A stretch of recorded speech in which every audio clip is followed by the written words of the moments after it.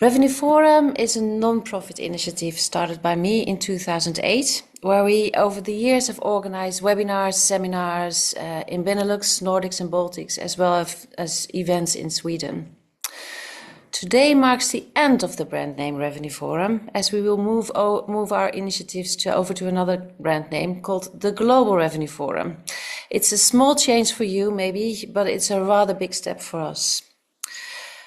The Global Revenue Forum is a joint venture between Tacticom, so my company, in Sweden, Revenue by Design in UK, and Hotel Performance in Milan. And the coming year we will organize several events, webinars and roundtable discussions and more to come. So we will keep inspiring you, but on another brand name and on another platform. About the events we organize, first events will be held on the 30th of January, simultaneously in Stockholm, London, Milan, as well as online. It's the largest event directed towards commercial hotel teams, and I will tell you more about it at the end of this webinar, so stay tuned. About the webinar, as per tradition, the last webinar of the year is about statistics for the hotel industry, where we close off the year with facts and figures in the hope to be totally prepared for the new year to come. I'm really looking forward to the coming hour and super excited to be listening to the expert panel of today. Our expert speakers consist of 4 speakers who will each get 10 minutes to talk. The slides they prepared for you all have a time slot, so the slides change automatically after a certain amount of the seconds. Now, being the organizer, let me start introducing myself. It's high time. My name is Anna Randow, and I'm founder and CEO for Tacticom Consultancy, which is a consultancy offering revenue management outsourcing, but also digital marketing and sales department outsourcing. Furthermore, we do tech stack investigations where we help hotels to find the best technology that fits their needs. But this webinar is really not about us, so let's go over to our expert speakers, and we will start with the first, Samantha Mardkhah from STR.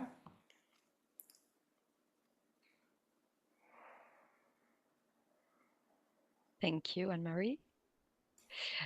All right, so hello everyone. There is a bit of a slow transition between the slides, so I'm just going to let this run. No, not yet, Samantha. It's coming out Not later. yet. Sorry. So sorry. So not the slides just yet. Now it's just the introduction. So my name is Samantha Mardkhah. I'm a regional manager at STR, a CoStar group company for Southern and Western Europe. And I'm very excited to be here with you today. Yep. Hi, everyone. My name is Michael Edinger. I am the Market Development Manager of SiteMinder, and I am going to be presenting our SiteMinder's Changing Traveler Report today, and I'm very pleased to be included amongst this expert speaking panel. Over to me. Thank you, Michael. Thank you, Anne-Marie and Johanna for organizing the event, and thank you to the Revenue Forum for having us. My name is Fritz Müller. I'm Head of Europe at RateGain. We do anything from distribution over business intelligence and marketing technologies at RateGain, but today is about statistics, and I'm excited to talk about data with you today, believe it or not. Over to you, Anna. Thank you for that, Fritz. And hey, everyone, and thanks for inviting me to this exciting webinar. My name is Anna Randow, and I'm a partner at Bookboost, and that is a CDP, a customer data platform, and a communication solution to enhance the guest experience. Thank you. No, thank you, really. So over to Samantha. My name is Samantha. I've been working for STR for now close to 7 years. We have been acquired by CoStar Group, now leading to 6 years ago. They are a US-based prop tech giant, if I can call them like that. And the acquisition of STR by CoStar has really enabled us to propel our data offering to customers to something which is nothing like what we had before. We are talking about a proper online product which is live and digital and will allow you to have access to practically unlimited amount of data on historical hotel performances globally, as well as, as well as occupancy on the books data. You will be able to utilize the platform to see the performance of markets and sub-markets across the world.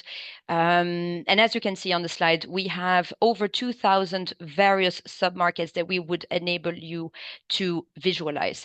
Our sample consists of over 85,000 hotels globally, which represent 11 million rooms. So that's really a very high reach.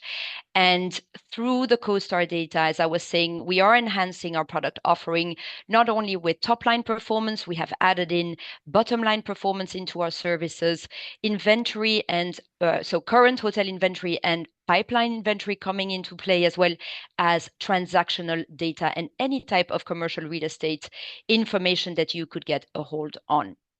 But more importantly for today, what you really want to hear on is the global performance of hotels, and then more specifically in Europe. So I will jump straight into it.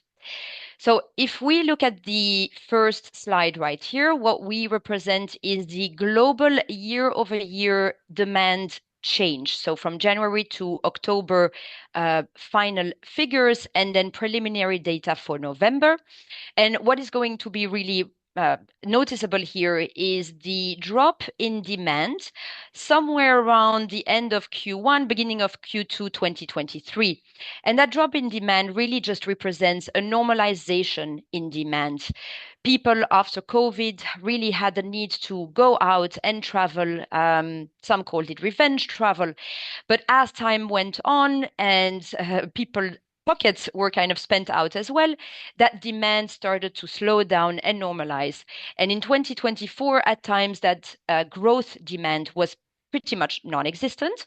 However, we are seeing an uplift now again towards the end of the year, which could have quite positive outcomes when we look at occupancy performance.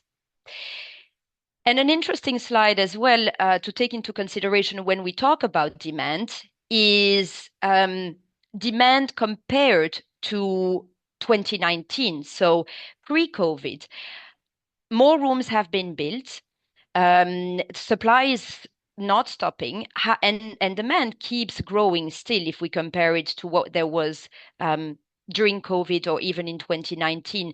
So what that means is simply that people are traveling more and more. And we really feel that when you just look at the raw data of supply versus demand and not so much purely the occupancy rates. However, again, the demand versus the growing supply does have the effect of I won't call it flat because there are some slight increases, but very small increases in terms of just the overall occupancy and growing occupancy level, sorry. And even in certain cases, negative figures if we look at mainland China, for example, which has also to do with the fact that their return to traveling from COVID was much slower and delayed rather than in the rest of the world. However, when it comes to ADR, very positive figures still in 2024. If we look at some African markets or even South America, excluding Venezuela due to inflation or Lebanon due to the current situation, but the numbers are in double digits. And the reason for that is that they were coming from a much lower base in terms of pricing prior to COVID and are now catching up with the rest of the world. However, in the more stabilized markets like the US or Europe, of course, those numbers in terms of percentage change are smaller and are somewhere around the 2-5%. So then going into European hotel performances in 2024, again, looking at the demand percentage change versus pre-COVID, quite similar pattern as we would look at global demand. So again, slowdown from Q2 onwards, or even into Q1, and then with a little bit of an uplift towards the end of this year. So again, positive signals, I would say, for 2025. And then all through 2024, the KPI that really was driving the performance growth was the price. So ADR of rooms sold more than just the rooms themselves. If we then look at the weekday trends for the various hotel classes, again, in Europe specifically, we will see that weekday has the majority of the growth here. So that indicates a return of corporate travel. Again, perhaps not to the level that we would have hoped for, but again, there is definitely a return as well as a mixture of the leisure segment, right? So corporate travelers, sorry, who would go out on a business trip, but then perhaps combine that with an extended weekend, Friday going into your Saturday, Sunday, or perhaps the other way around at the beginning of the week. And again, we feel that corporate demand in ADR, again, very positive. Well, I mean, positive all around, but really it's that weekday pattern that is showing very positive results across all classes when it comes to ADR. And then, of course, the other thing that is still on people's minds is what about group business? Some, and you will see on the next slide, some markets have benefited from a return of group business more than others. However, here you do see on the slide the difference on the one hand compared to 2019, and then on the other side, on the right side of the screen, you will see the percentage change year over year. And really, when talking about group demand versus 2019, we're not there yet. However, year over year, there is an increase. And where you see that big spike, that is just a transition change in the Easter period, if anyone was curious. And this is what I mean when we're looking at the various markets within Europe. Some markets like Madrid have been doing very well. And I can speak of personal experience. Last time I visited Madrid in March, I could see Asian groups everywhere around the city. So it is really palpable. Whereas in other markets, that the group demand is still a little bit slower, but will probably come as time goes by. Another factor that has elevated performances of hotels are definitely concert and more specifically Taylor Swift. In bigger markets, if you're looking at Paris or London, due to their size, that impact was definitely smaller. However, when we're looking at smaller cities such as Amsterdam, again, Madrid, or even Edinburgh, you will see how much of an effect the Eras Tour has had on hotel performances. Another big one as well, obviously this year, was the Paris Olympics. However, pickup in demand was slower in the months prior to the Olympic Games. So less of an increase in terms of performance in the first 6-7 months of the year, but then really smashed the ratings in terms of ADR with up to 775 euros per night in some hotels. And then again, straight after the Olympics, we saw a bit of a decline.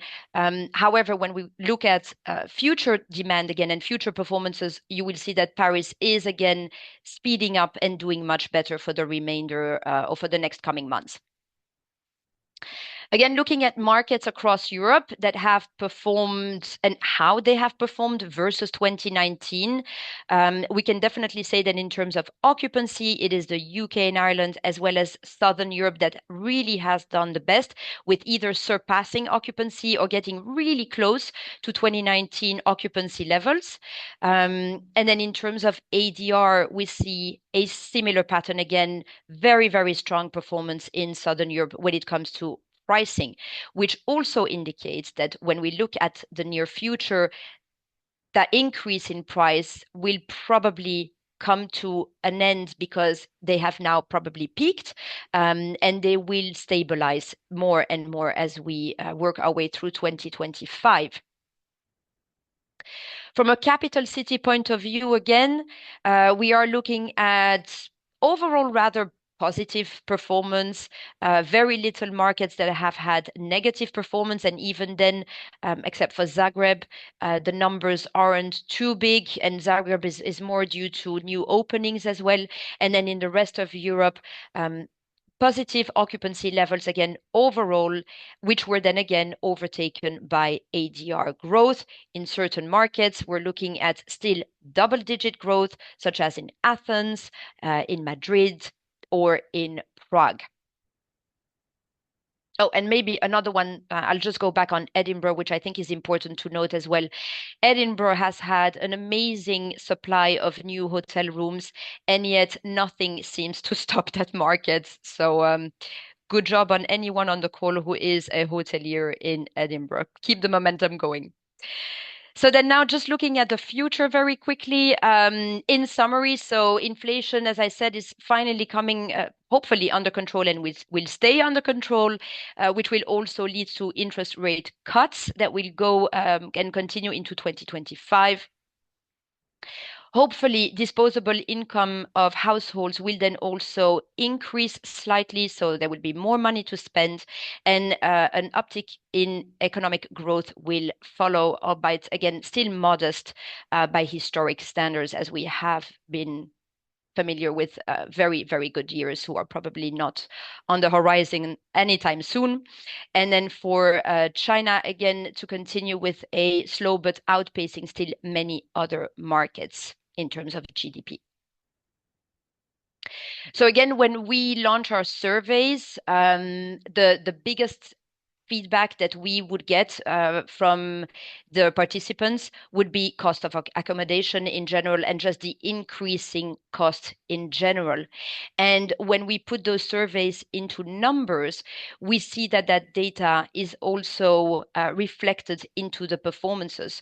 So where ADR grows, so for example, if we look at summer 2023, occupancy change staying rather flat, and then when the ADR is a bit more fluctuant, the occupancy and the demand therefore also fluctuates more strongly.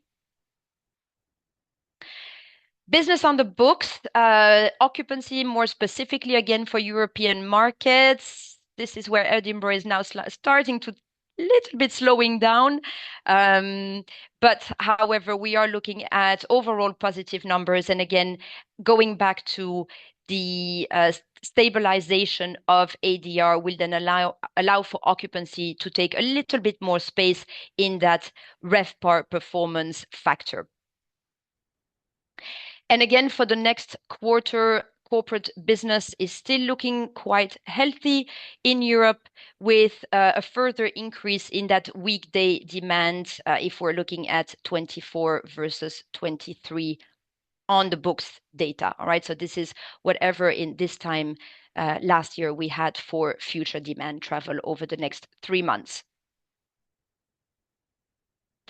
And that is also consistent across all classes, with an average of just about 2% percentage points difference versus last year. So again, in conclusion, 2025 marks the start of future years of steady but unspectacular growth. So again, I think 2024 has been the last year where we've really been able to take in all of that high ADR percentage growth, push the RevPAR up, and we are now looking to a few years in the future where occupancy may take a little bit more space, but there will be a slowdown in ADR performance, that is for sure. Unless anything phenomenal happens, but who knows. So that is all for me today, and I will now hand over to Michael Edinger from SiteMinder. Thank you so much, Samantha. Those were some awesome numbers. I really look forward to having a discussion about that. It shows a great appetite for travel. Everything's bouncing back very well, very nicely, and revenue's up, which is always good for hoteliers. My name is Michael. As I said before, I'm the Market Development Manager for SiteMinder. Today, I'm going to be presenting to you SiteMinder's Changing Traveler Report, where we're going to hit into some really cool travel statistics for the hotel industry. And I'm going to go into a little bit about where we get those numbers from and all that good stuff, as well as a nice brief introduction to who is SiteMinder. What is it that we actually do? What was it? Okay, let's kick it off. That was the code word, wasn't it? Let's kick it off. All right. As I said, today we're going to be presenting SiteMinder's Changing Traveler Report. And talk a little bit about SiteMinder, which is a software platform that unlocks the full revenue potential of hotels. Our global company is headquartered in Sydney with offices in Bangalore, Bangkok, Barcelona, Berlin, Dallas, Galway, London, Manila, and Mexico City. Through our technology and the largest partner ecosystem in the global hotel industry, we generate more than 120 million bookings and over $50 billion in revenue for our hotel customers each year. Wow. And I've been with the company for over 11 years yesterday, Anne-Marie, just for your information. So here I am. The Changing Travel Report is a free report that can be found on the SiteMinder website. But also, I wanted to go through these great numbers about how we are an award-winning industry leader as far as Hoteliers' Choice Awards through the Hotel Tech Report and for some of the solutions that we do offer. 44,500 hotels globally, gosh, that we're working with now.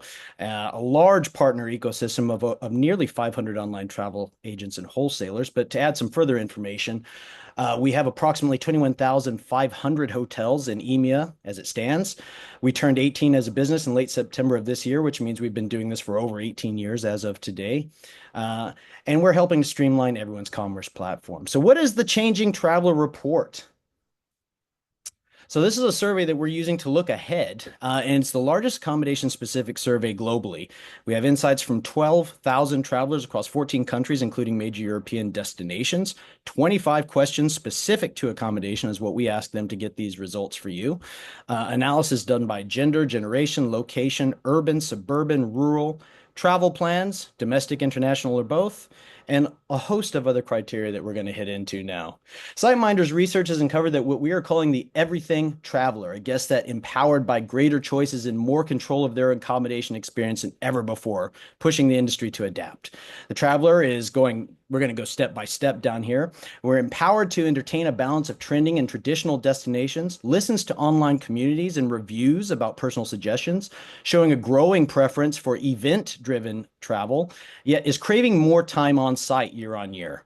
They're capable in balancing practicality with spontaneity, embracing both sides of travel. So generally, they agree that hotels should be able to price dynamically based on demand, indicating that they understand a property's need to make money. However, more likely than not, they have completely abandoned an online booking due to bad experience, showing a digital ruthlessness when it comes to how they navigate online.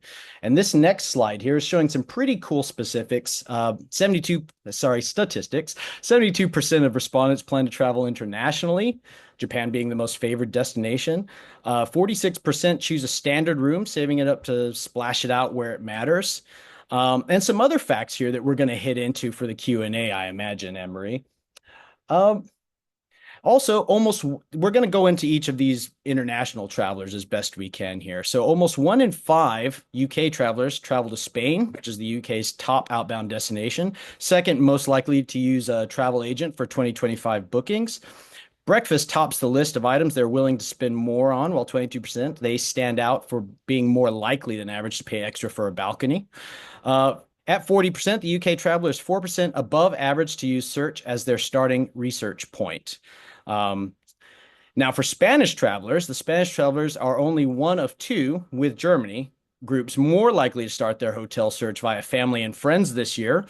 Those looking to travel abroad has risen from 63% in 2024 to 70% in 2025.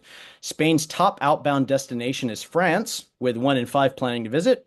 In 2025, the Spanish traveler will be 13% more likely than the global average to book a standard room, which is 59% the global average, and 67% say pillows and bedding will be one of their 3 most important room features, the highest of any market.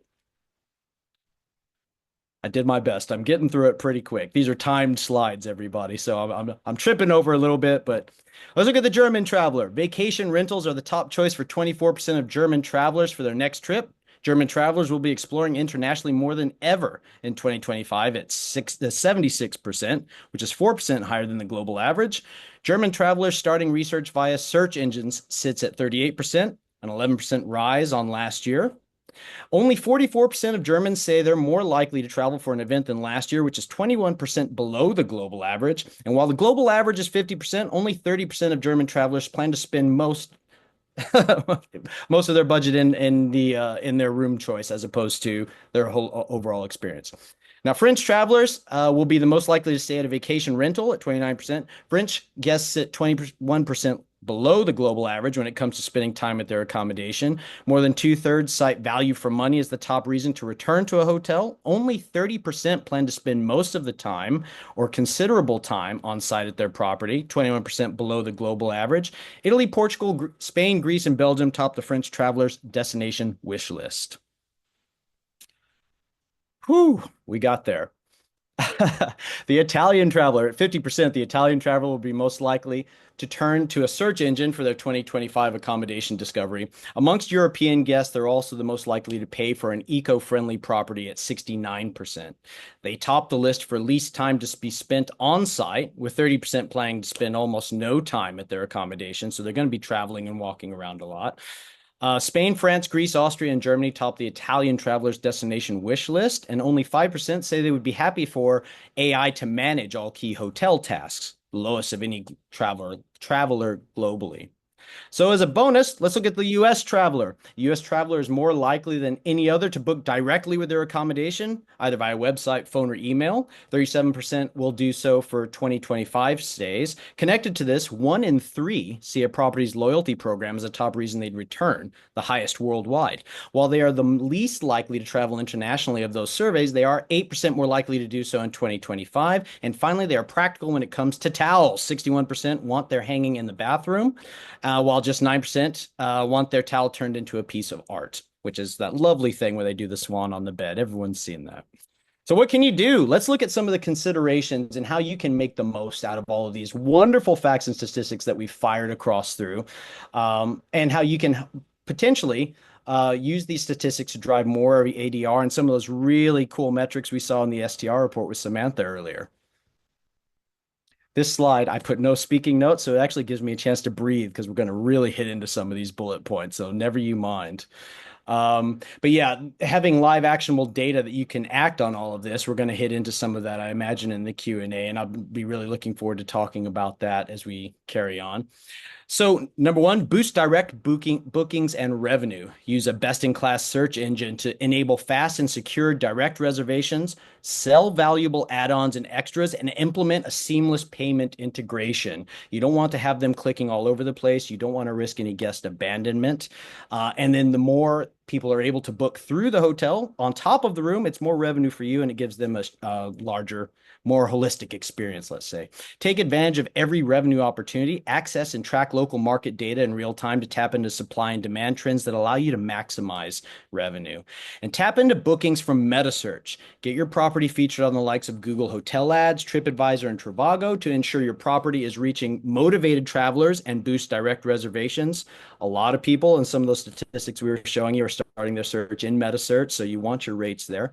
Reduce abandoned bookings. Create a secure mobile SEO optimized website that can highlight your promotions and seamlessly integrate a booking engine for a smooth guest reservation experience. If they get frustrated, they'll go somewhere else, and if they go somewhere else, they might actually go somewhere else and book a different accommodation. You don't want that.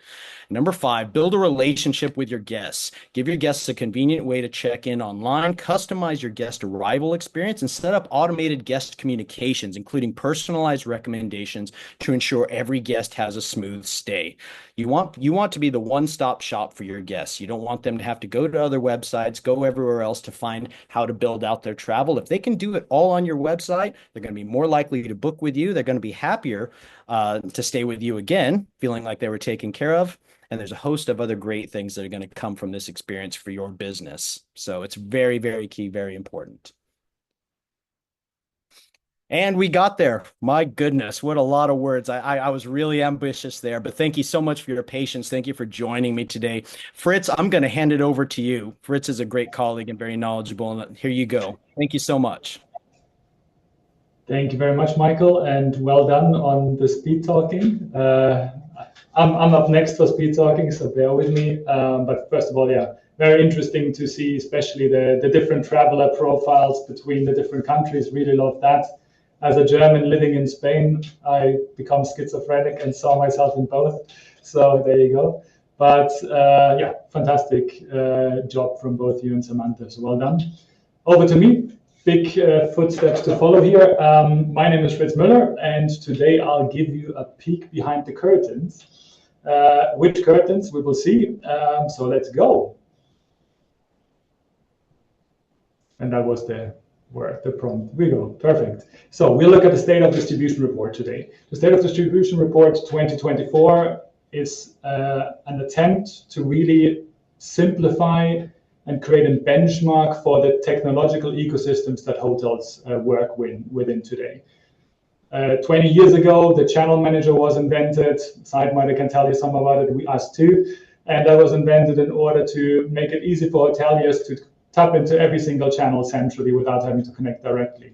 Today, I would say you have to create a channel manager for all the tech that you have in your hotel stack. So that's where the state of distribution report comes in to simplify everything. The state of distribution report is a collaboration between the New York University, Edinger, and RateGain. Why have we collaborated here? Because we wanted to create a neutral report. This is not marketing material for RateGain. This is a report that's public information where hoteliers can really get more value out of, see what similar hotels are facing, but also can compare themselves to global chains, mid-sized chains, and individual hotels. So we're really breaking it up per section to show similarities and differences in the different fields of the ecosystem. And what we want to achieve here as tech offers, as tech companies, is to understand the hoteliers and our customers therefore better. Let's look at the demographics first. We've surveyed 11,000 hoteliers for this first iteration of the report. The breakup per region is quite equal, taking out the Asia Pacific component, which was a 36% majority. When we're looking at the hotel sizes, we had a majority of regional hotel chains and independent hotels answering, but also large hotel chains, global hotel chains to 16%. And we had marketing, revenue, and distribution managers responding. What we'll learn today, just some snippets out of the report, but we also look at what challenges are hotels facing, how hotels are planning their hotel technology budget, how hotels are investing in the next 12 months, how do hotels make technology decisions, and where do hotels want to reduce efforts. Generally speaking, very straightforward questions and really just targeted to get a better understanding of your peers as hoteliers and for us to better understand and therefore also serve you. As for technologies companies in the webinar here, it's always great to understand who we want to serve at the end of the day.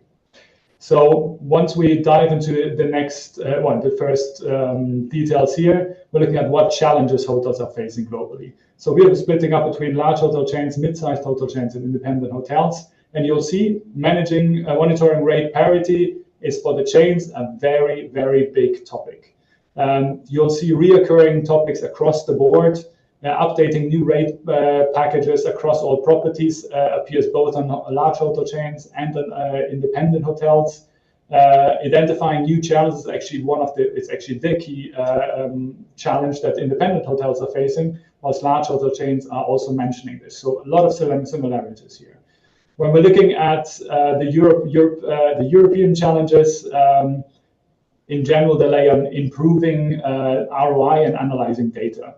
So when we're looking at the comparison from Europe to global, the Europeans are focusing on getting talent to help reduce the cost of acquisition. And the Europeans state that the lack of talent to analyze data and consolidate it is also a key challenge here. And then looking at data again, managing a disparate data across different sources provides poor insights, and therefore is a very big challenge too. When we're looking at how hotels are planning their technology budget, generally European hotels are looking to optimize and unify their tech stack. So the European hoteliers, in comparison to the global hoteliers, are actually looking to reduce the budget on technology, and at the same time, the European hoteliers are looking to also unify the tech stack. That actually is not a contradiction, but goes very much hand in hand. And when we're looking at the global answer, it really resonates because in the end, if you want to reduce cost, you want to have one central partner who helps you with everything. When we're looking at how European hotels are focusing more on where hotels are focusing more, sorry, now I'm talking in the wrong direction. We're seeing a lot of similarities between Europe and global. Investing in technology trainings is top on both focus sides. And then we're looking at optimizing and improving the technology stack being second biggest priority for Europe, but only the fourth priority for global. And hiring talent from the outside of the industry is actually second on the global side, whilst it's fourth on the European side. So very interesting differences here. What are hotels investing in the next 12 months? I think the topic of this slide can be direct bookings. If we're looking in number one on the left side, improve direct bookings, very clear statement, but also the second statement here, increase the share of bookings from loyalty programs. Loyalty programs in the end relate to direct bookings and nothing else. So very clear, the market share that the hoteliers want comes from their own channels, reduce cost ideally where possible. And then investing in AI for revenue predictability is the third biggest focus area when it comes to planning budgets. What factors impact the technology decisions? I really found this slide interesting because it shows you a great difference between how the different hoteliers think. Whilst large chains think ROI and ROI first, on the independent hotel side, we see the ease of implementation being a very key driver when making technology decisions. Of course, having interruption to a very lean operation on the independent hotel side means revenue loss. Whilst return on investment, of course, for a big organization who have got a lot of buffer, is of course a very clear focus there. And scalability and stability on the medium-sized hotel chains is also a very self-explanatory key decision driver. Where do hotels spend their efforts? And this one is very interesting because this is because it points to inefficiencies, right? So large hotel chains and mid-sized hotel chains both point to monitoring rate parity, whilst independent hotels spend their efforts on identifying new channels for demand. So again, very different focuses. Also updating new packages and updating the booking engine, as well as optimizing paid campaigns are the second highest effort eaters, if I can call it like that. If we're looking at the European hotel teams investing maximal efforts, again, rate parity is the biggest answer across the board from Europe, across all three demographics that we're looking at, followed by updating and managing the booking engine and updating rate packages across properties. And further down, we see identifying new channels, as we've heard before, optimizing paid campaigns, etc., etc. So rate parity really sounds very familiar across a lot of slides here. And I actually want to keep your mind on that before we go to the next slide. And if everything goes well, it appears right now, but it doesn't. Very good. There we go. So we remember rate parity as the main element where rate efforts are spent, but where do hotels actually want to reduce efforts? I think initially you could think it's a contradiction that large hotel chains actually want to reduce efforts on updating images and content. Why not rate parity? Mid-sized chains at least are consistent in the answer here, whilst independent hotels managing different room types. When I think about the disparity and the contradiction here, I actually think it's really a question of what's an important task versus what is a task that hoteliers just see as obsolete, right? So that could be one explanation in the different answers here. One last stat that I found interesting is how much reporting is still a massive issue. As a rate shopping provider for the hotel industry, we thought it's a commodity, but hoteliers in Europe still spend 1 to 2 days a week on reporting alone. That means just crunching the data that they have received from their providers. One key problem here is that there are multiple providers that all need to feed into one source. I think we can all sing a song around that. And that's really where a lot of inefficiencies still lie. Of course, there are different technologies that can help with that, but I found that very interesting. And also the global peers spend 2 days a week on generating reports. And actually, a stat that you can't see here, and you'll have to see the entire report to look at that, a whopping 37% across both global and mid-sized chains still combine their reports manually. So they still combine all the different data sources manually. And that then results in 6 to 8 days a month being spent on reporting alone. And hopefully those reports are actually driving revenue decisions. Good. To conclude my part of the presentation, the State of Distribution Report 2025 will be out soon. And if you scan the QR code on screen, you can actually participate in the surveys and make the State of Distribution Report even better for next year. In the end, the idea here is to provide insights for you as hoteliers to understand your peers better and help us as technology providers to understand you better and create the right solutions for your problems and not the problems that we think you may have. So please scan the QR code on screen and help us improve this further.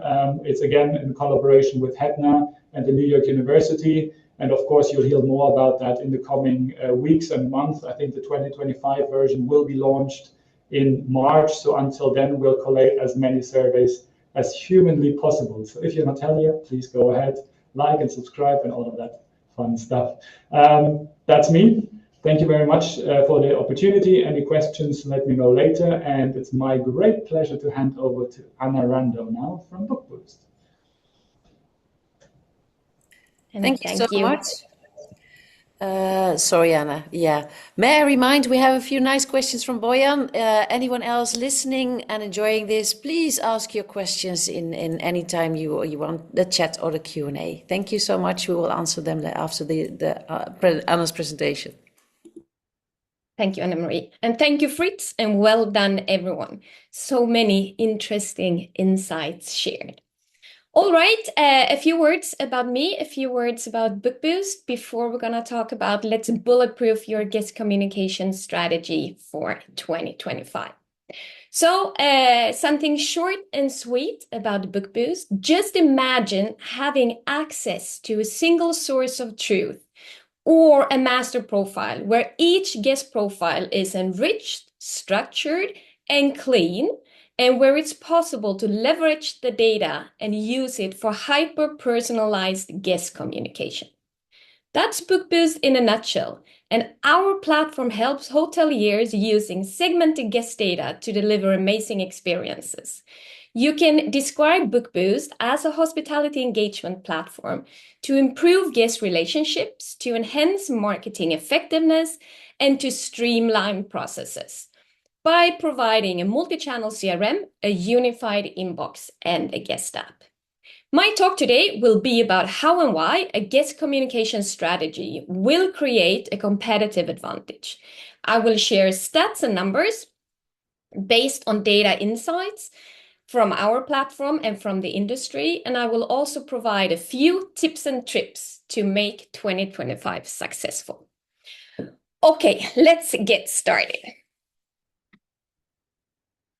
So if we talk about communication, which channels are best for guest communication?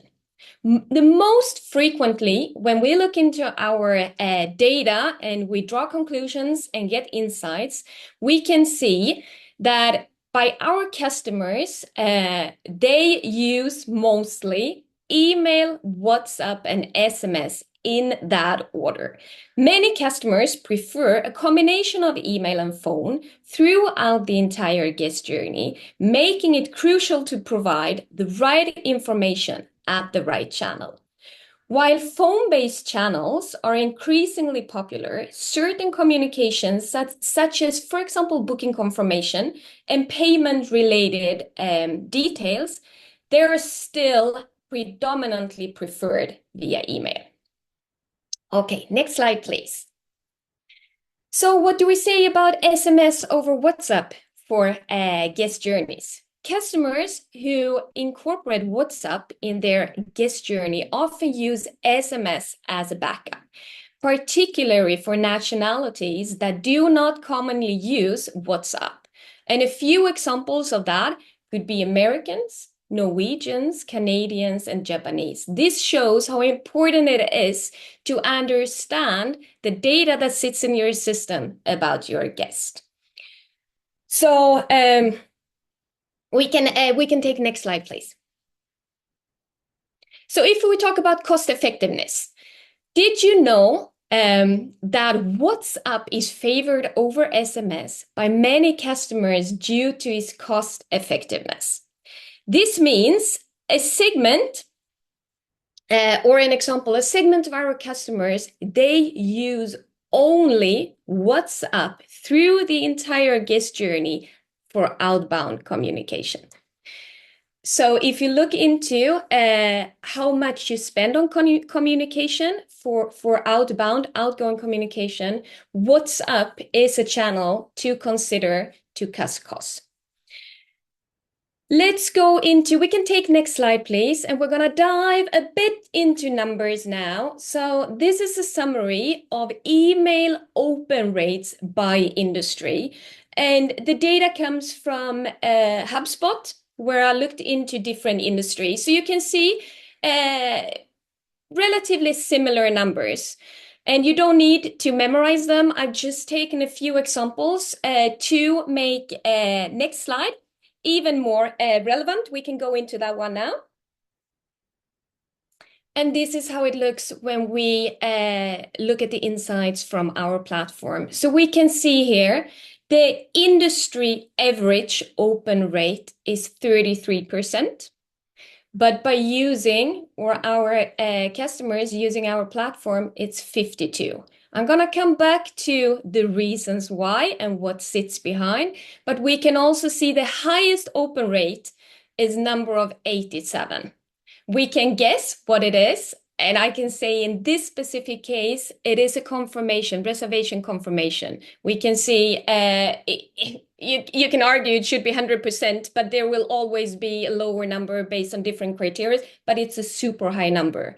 So this leads me towards showing the importance of segmentation to be able to personalize. The more you know about your guests, the better you can personalize each and every touch point.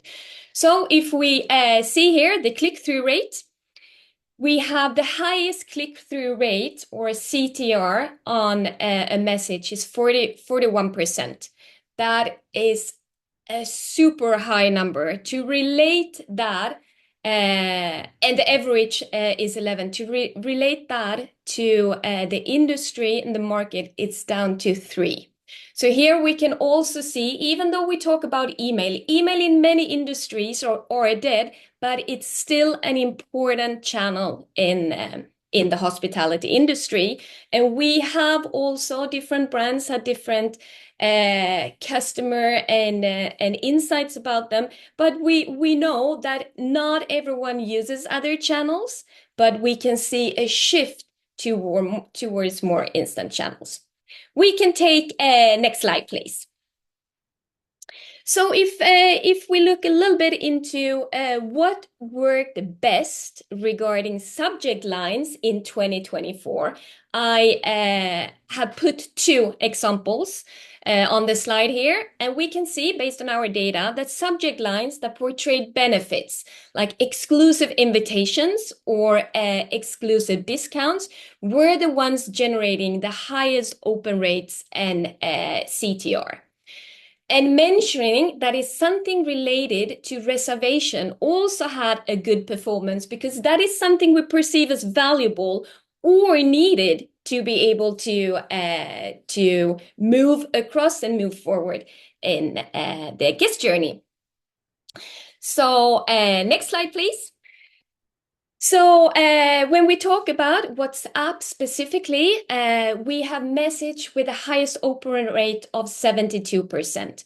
I think we can all agree upon the closer we move to check in, the more unlikely we are to check emails, at least on a constant basis, meaning if you can create that bridge and bond towards your guest using the channels they prefer and the channels they use, they are more likely to engage and interact with you.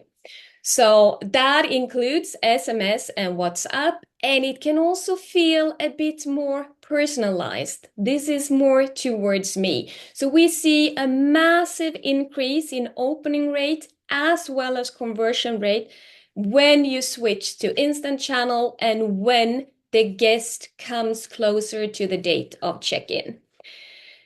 And yeah, I mentioned that before, that we have a guest that, or one of our customers using WhatsApp as exclusively a channel throughout the guest journey. Next slide, please. So getting more conversions using multi-channel. One of our customers, Ruby Hotels, headquartered in Germany, but spread across Europe, they initiated years ago a green option.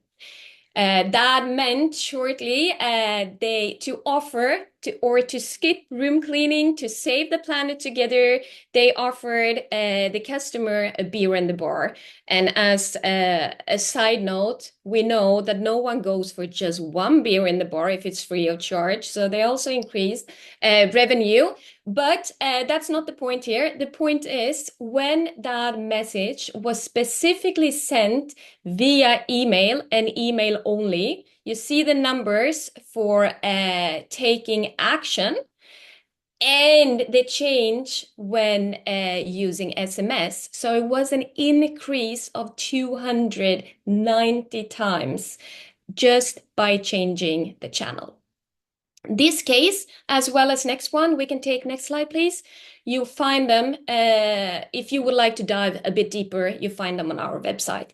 And we have also one customer, and this is Capsule Hotels in Switzerland. They have increased the online check-in rate using WhatsApp.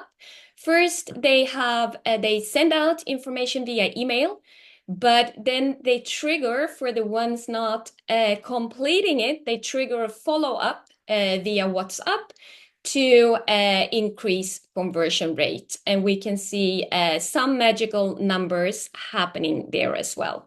This case also, as I mentioned, you'll find on our website. Next slide, please. So what we're going to do to prepare for 2025. If your emails are not generating conversations, then try switching some messages to WhatsApp, for example, offering services or online check-in. And if your budget for guest communication is too elevated, consider switching SMS for WhatsApp messages to save cost. And my advice is that if you are only sending email today, open up to multi-channel communication to create a competitive advantage. People tend to give constant access to WhatsApp and SMS. We're so digitally spoiled today. Everyone has their smartphone next to them. And when we hear a beep or get a notification on a channel that we have decided to use, we're more likely to engage. So emails are typically open on computers, and links or forms can be a little more tricky to fill out. So on a phone, it's easier for the pre-autofill to complete, and that will improve the guest journey. Next slide, please. So a few more advice for getting ready for the year coming. If your emails are not being opened or clicked, you can do an A/B testing, for example, to find the subject lines that resonate with your guest. And I always recommend my customers to drop the one message fits all approach. You should never bombard your guest. Make it relevant, make it meaningful. If it's not, then skip sending it, because everyone has different needs. And the better and the more you know about the guest, the more you can segment and the more you can personalize.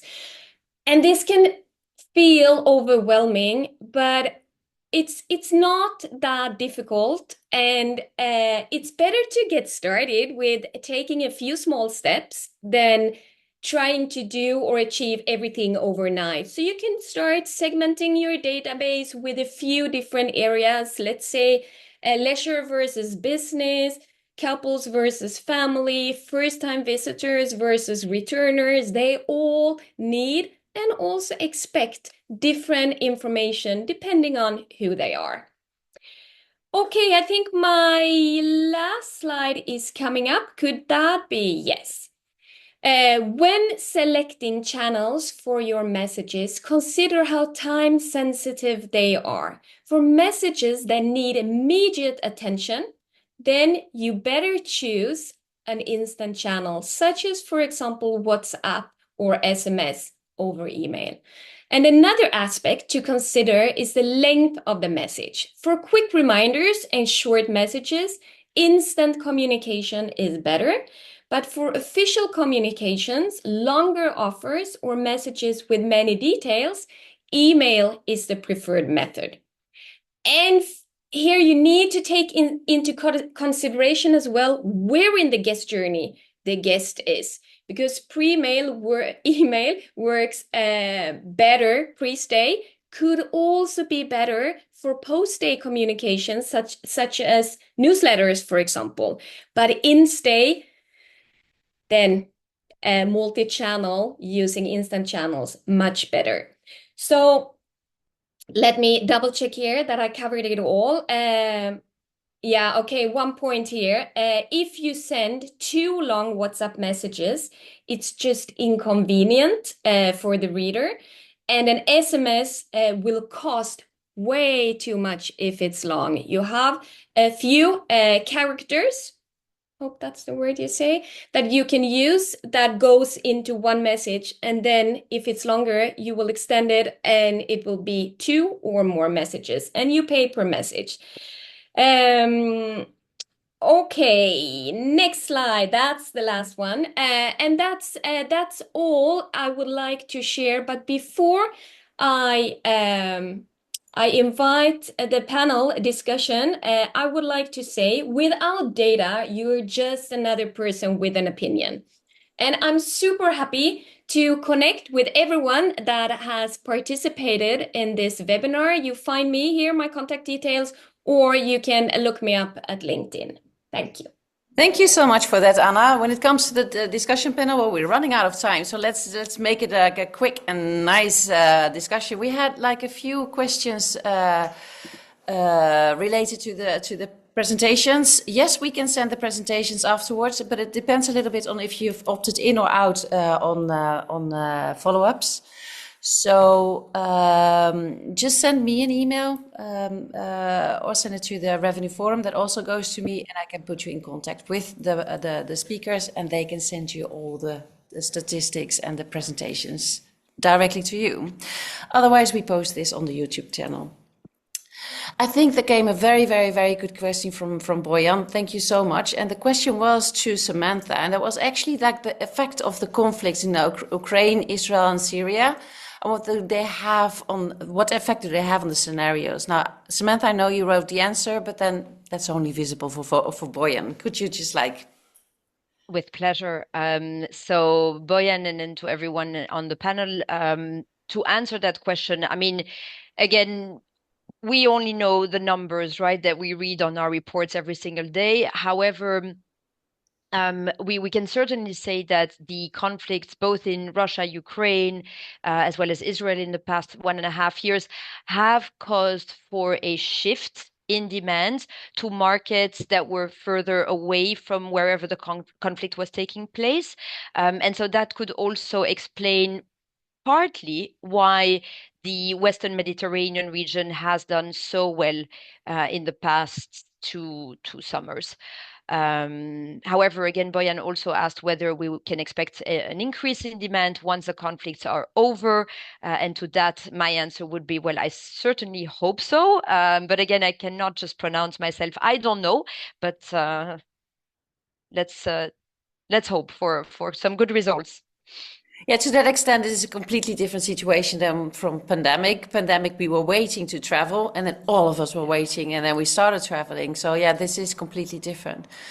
I think also just like, I like to go back to Michael's statistics. You suffered a bit there. It was really, really, really well done. What I loved about that one was the fact that how you actually just like made it very clear the differences between the different countries, but also the way that they find their hotels.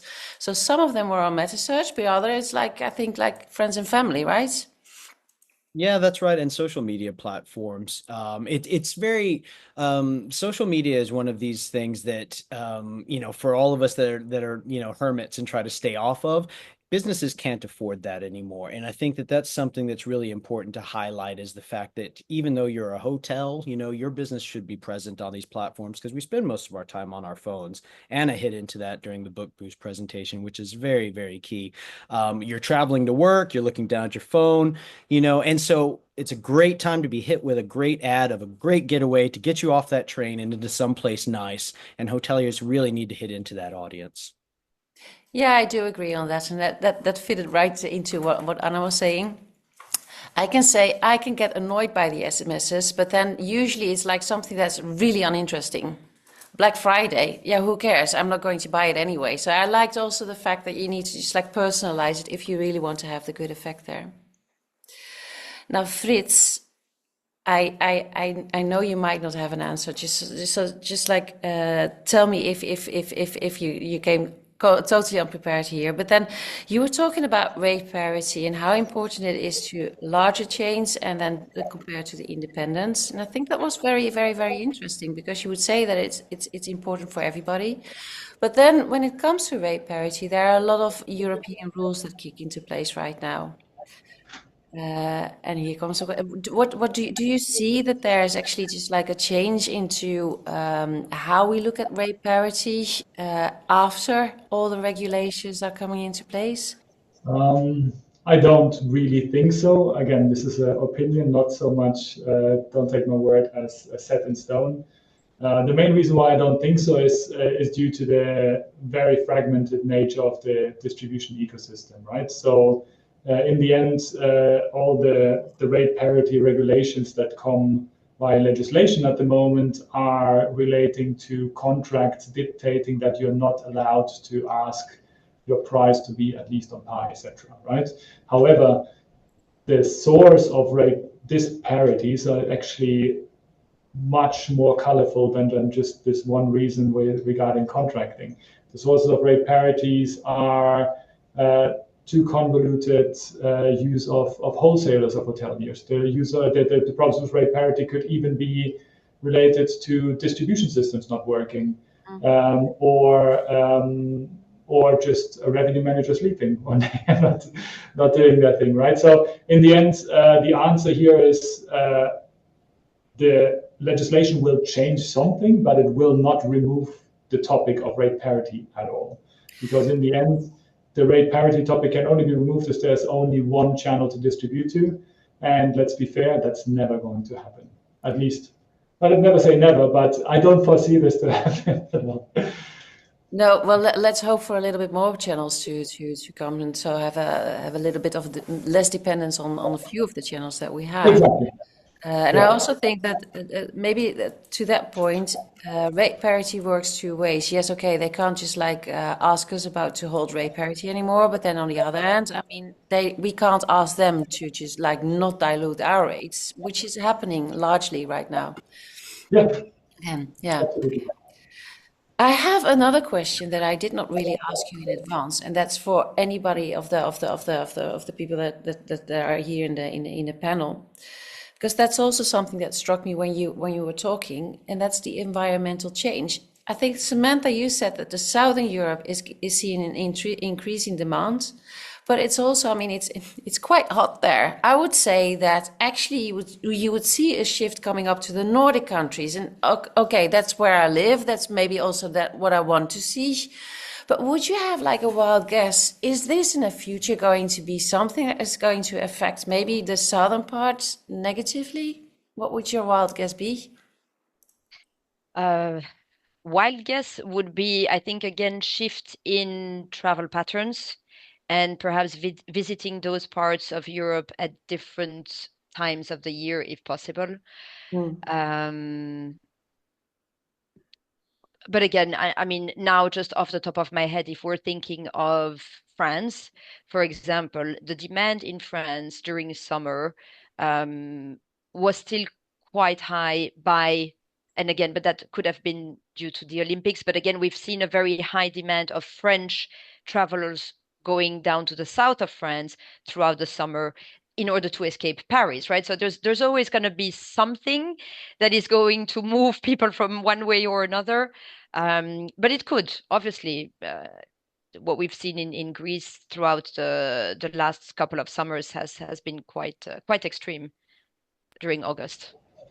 I would like to add one thing there, and I absolutely agree with you, Samantha. We can see already changing travel patterns, but not only from one destination to another, also from one brand to the other, because there is so much focus on being sustainable today. And we all know that the industry is using a lot of resources.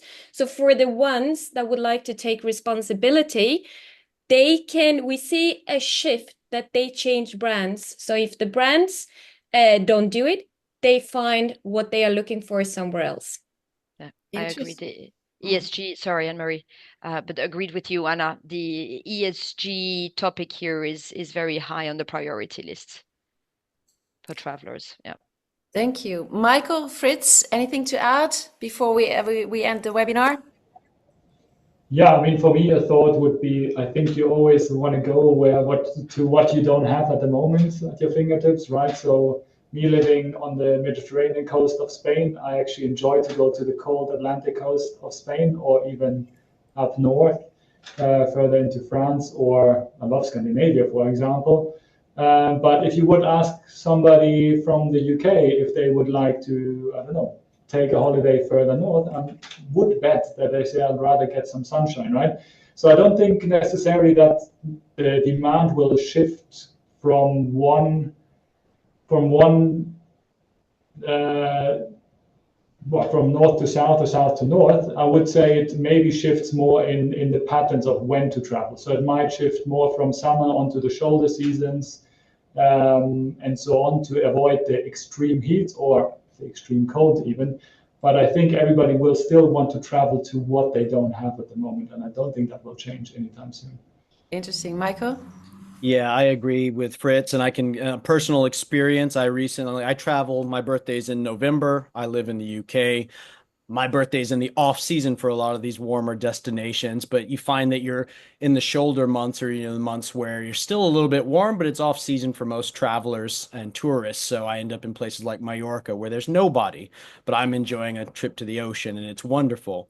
Hotel packed with German tourists, funny enough, and as Samantha mentioned before, the leisure market. There's a lot of people that are traveling. They're doing work and they're mixing it with leisure during these months, where they're making the most out of where the weather's a little bit nicer than where they are, but they're also getting a little bit of work done. So I think that it's critical that a lot of hoteliers make it known all of the key features and amenities that their hotels can offer all year round. If they are intend to stay open all year round, that they are available. You can work from the room. You can make use of food and beverage. You can make use of, whatever tourist packages might still be in operation during these off-season months, because I never like to miss work. I don't like it. I like to be talking to people. I like to be helping, and I like to be moving, but I think that it's also key that you step back, you take a beat, you enjoy, smell the flowers, as they say, and leisure travel is all about things like that.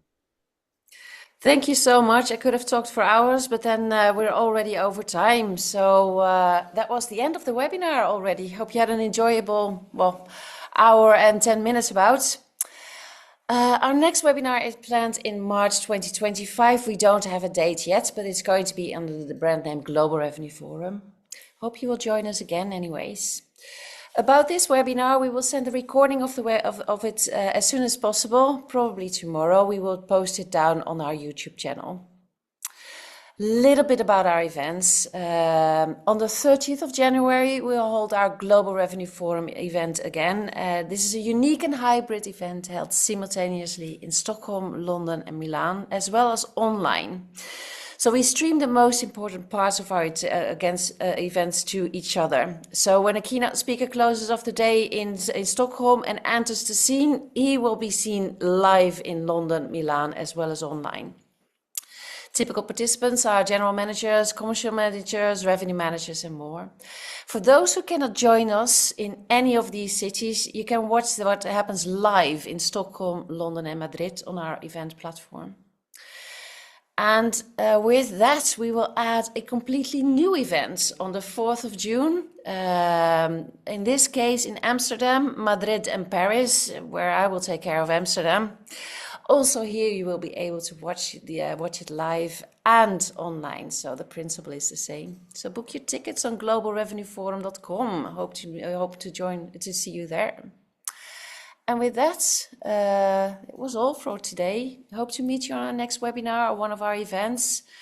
Thank you so much to our speakers, Samantha Mardkhah, Michael Edinger, Fritz Müller, and Anna Randow for your inspiration. And thank you as well to my dear colleague Johanna Aline for taking care of the organization of the webinar and handling the presentations. Last but not least, thank you for all participants for listening. Thank you so much. Hope you enjoyed it. Please let us know if you want to have the presentations afterwards. We will be able to get them. Thank you.